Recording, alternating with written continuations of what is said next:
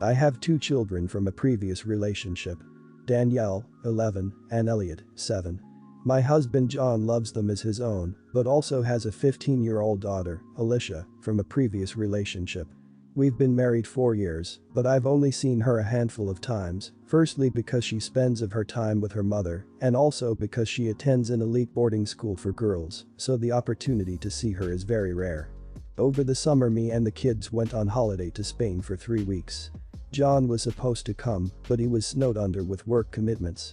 However, when he told Alicia, she said she's always wanted to go there, and she begged him to convince me to let her come, which I did, but her mum had to pay for her flight and place in the hotel. It all went well at first, but a problem started when it turned out Alicia didn't pack anywhere near 3 weeks worth of clothing, meaning that initially, she had to borrow some of mine, which were oversized, and then when we went shopping, I couldn't afford anywhere near the sort of clothing she likes, and she cried at having to make do with cheap stuff. She then phoned up her mum crying, saying I was being unfair to her for making her wear clothes that she wasn't used to. She also continuously tried to persuade me to buy her alcohol. We had another row when she met some boys from the same country like us in a restaurant bar. She was cuddling with one of them, and when Elliot was tired and we needed to go home, she tried to stay with them and go back to where they were staying. As her guardian on the trip, I was not prepared to allow her to go home with a group of boys we'd never met in a foreign country. She threw a huge tantrum at me about this when we got home, saying what's the point in coming on holiday if I won't let her have fun. Finally, Alicia was sulking throughout the journey home and took to trying to antagonize Danielle, asking her if she's ready to have no friends once she starts secondary school, calling her ugly and things like that. I stopped this immediately and she sulked even more. When we got back I told John how difficult Alicia had been throughout the trip and said that I wouldn't take her on a trip with me again. He insisted that none of what she did was that bad, but I insisted on speaking to Alicia's mum on the phone and telling her everything her daughter had done. She defended her daughter completely and insisted that everything she did was what teenage girls do.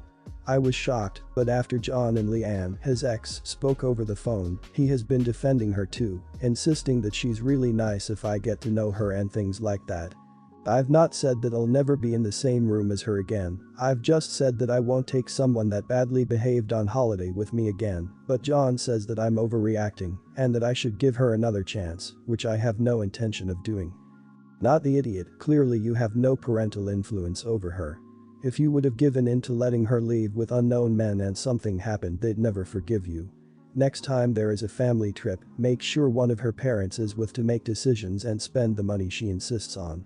I'd be upset if that were my daughter or son. Your husband probably just didn't want to cut any strings he's allowed to have with his biological daughter. Everyone's the idiot here. You said he loves yours like his own, you never once mention any love or care for her. You only go on to say why you don't really know her, blaming that fact on where she lives and where she attends school. You haven't said if you have tried in the 4 years of your marriage to build a relationship with his daughter. That's on you. There is plenty of ways to build a bridge you didn't. She took the time to test you and see how you would handle it. To see if you would rise to the occasion. But you failed. You're the idiot. I'm going to be downvoted to hell, but hear me out. By refusing to take her you're expanding the massive rift already existing between this girl and her father. Basically, the message you're sending her is, your dad has a new family now, get lost. Yes, she's an idiot. However, she never sees her parents by how you explained it and had to deal with divorce. So yeah, it screws for you, but maybe she's matured. By not taking her, you could be ruining her relationship with her father. I recently had a second division win on the lottery and after taxes pocketed about $300k, a nice and very handy sum of money, but not the kind of money that will let you set you and your kids up for life. We have 2 kids who are twins in their late 20s and I'll give them the fake names of Lucas and Carolina. Lucas has a wife and 2 kids under 5, being a little vague for privacy. Carolina is single and happy with that for now and doesn't want kids. My husband and I have decided that in addition to taking a holiday, getting a new car, and putting most of it into savings, we would gift each of our kids $25k each. We also decided we would pay off Carolina's student loans, about $35k, which is not bad for a Bachelor of Arts and a Master of Arts. She had a scholarship for her master's and only borrowed what she needed for a compulsory internship in an expensive city, and the Bachelor of Arts amount is pretty standard for where we are and will pay for Carolina's implantable Collamer lens surgery for her vision as she needs very strong glasses, -12, and it is not covered by any insurance or our country's healthcare system. The surgery is about $12,000. Carolina has been saving for it herself. I told her to use the money and treat herself to a holiday. Lucas says that I am being unfair and favoring Carolina and that he should get the extra $47,000 Carolina is essentially getting, especially because I have kids and she doesn't and she has a better job anyway. I don't think I am being unfair. If Lucas went to university, I'd have settled his debt too or paid the same amount off each of their balances, depending on the amounts. But Lucas chose to drop out of school in 10th grade. Her better job is the result of her putting in more years of education. I'd also pay for Lucas to have eye surgery if he needed it. But he doesn't.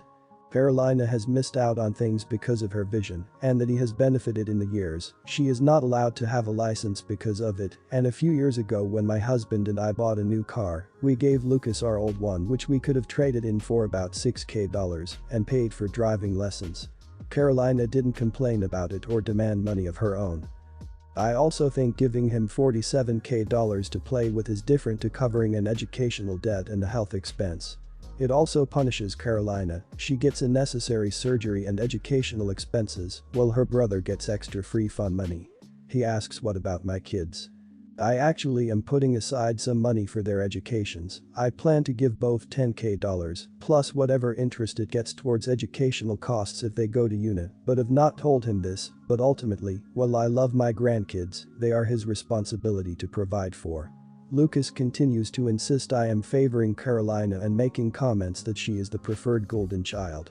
I personally think $25,000 is generous, and it is not unreasonable to cover a specific educational and health expenses I would have also covered if he has the need. Am I the idiot? No idiots here. It's your money. I understand he is upset because it seems like you're giving her an extra $47K, but really you're paying off her debts and paying for her surgery. If he needed surgery, I'm sure you'd pay for it. If he went to college, I'm sure you would have paid for it too. If he didn't have a problem taking your car when his sister got nothing, then he shouldn't really complain. It seems like you help your kids out when they need it. If I were you, I'd give some money for future college for the grandchildren to at least try to equal the amount of money both kids are essentially receiving. Also, since you are so willing to pay for your daughter's surgery, debt, etc. Why don't you maybe help to pay your son's mortgage, or if he doesn't have one, maybe help with down payment if he starts looking for a house. You are the idiot because you're so open about giving so much money to your daughter, but you're hiding what you're willing to give to your grandchildren. Not the idiot. Not sure why so many of the comments on here are inquiring into what Lucas wants the money for. Your adult kids are in no way entitled to your lottery winnings, and giving him $25K no questions asked is like next level godparent crap. For him to even remotely feel like he is entitled to more of that money is ridiculous, no matter what the current life situation and past home life was like. He is an idiot for even letting the words cross his lips. He needs to be grateful for the blessing and move forward. My sister-in-law has always been a sore subject for basically everyone in my family. She rubs everyone the wrong way, and because of this some people avoid her, and most are only nice when she's around. Mostly because we want to have a relationship with our brother and our nieces and nephews when we actually see them. We're all a little surprised they're still married, to be honest. Since the beginning of the year, all my family has known is that something is going on with my brother. When we ask her, she says it's medication changes or he's just having a hard time, and when we ask him, he says he can't tell us. They also have stopped coming to family events, and she won't allow my brother to be alone with or talk with any of us. Anytime we schedule something just him, she immediately tells us that he has to cancel because he forgot about something they were doing. This past Tuesday she sends us this long message to me and the other biological siblings, saying that my brother needs our love and support and to send a message saying we love him. We aren't supposed to ask any questions or expect a response back. Also, if we show up at the house, which she highly encouraged us do, we're supposed to leave a note and to not expect anyone to answer the door or invite us in. Also, we aren't allowed to call or try to contact my brother in any way besides text or leaving a note on their doorstep. Weird, but okay. I texted my brother. Hey, hope everything is okay. Love you, big bro. She immediately texts me saying that she got that I was trying to help, but I shouldn't have texted that. She then immediately texts the group again saying to please only express love. Quote, any concern is not helpful. I said no questions, and the first thing that happened was someone texting him and asking him if he's okay, and that is the exact opposite of what I asked for. She then told us all exactly what we need to say to him since she had specific guidelines. Would I be the idiot if I told her she needs to let everyone know what's going on? Not the idiot. I would show up at the door, knock until she answers, then demands to see your brother face to face. If she refuses, let her know that you're calling the cops because someone needs to see him and hear from him what he needs or wants. If she never answers the door, call the cops and explain the situation. Also, does your brother work? Could you catch him at his job? OP, act. This is concerning and it's time to stop letting your sister-in-law dictate your actions. Not the idiot. You are his family and you should know what's going on with him if he needs help. Being isolated and kept away from you all when he clearly wants to talk to you, since he's been trying to make plans, which she later cancels, will likely do more harm than good. Please find some way to get her to understand that. I would also ask her if he asks her to keep everyone in the dark or not, then proceed from there. If he wants some space, that's a little different. Not the idiot. Do you know where he works? Call and ask when he gets off. Tell whoever answers you're planning a surprise party. Stop by before he gets off work and figure out what the hell is going on. He sounds like he needs serious help and your sister-in-law has decided that cutting off contact from everyone besides her is the best course of action. If you can't get him at work, stop by the house and demand to see him. If she won't let that happen, call the police and ask them to conduct a welfare check. Isolation is only going to make his mental health decline. I have a 10-year-old son, Ben. Ben just had his birthday, which coincided with his graduation from elementary school. In honor of, my in-laws threw him a party. Ben is one of those lucky kids who have money given to him by well-meaning adults. My husband and I started Ben his very own bank account. Ben is aware of his account and has access to his account through myself and my husband. If he wants something and can afford it, we go to the bank and he buys what he wants. My mother-in-law found out about the bank account and it pissed her off. Apparently, by taking the money she or anyone gives Ben, it's disrespectful because by being in the bank, it isn't being used for its intended purpose. Basically, it's like we're spitting in the giver's face. Recently my mother-in-law had my son for the afternoon and she gave him $300 in cash and told him not to tell me or his daddy that she did, not to put it in the bank, to keep it somewhere and use it. My son was raised better than to hide things from me when he knows the reason is wrong, so he told me about it when we got home that night. Apparently, he felt guilty and he didn't feel like he could keep the money if he was lying to me. I'm very proud. I called my mother-in-law and requested that she not tell my child to lie to me in future, or I'd be cutting shorter visits and time with my son. My mother-in-law started some drama, called me some names, and told me I was a bad mother. Then she said next time she gives my son money to take him to the store and let him spend it, not put it in the bank, or we'd have some serious problems.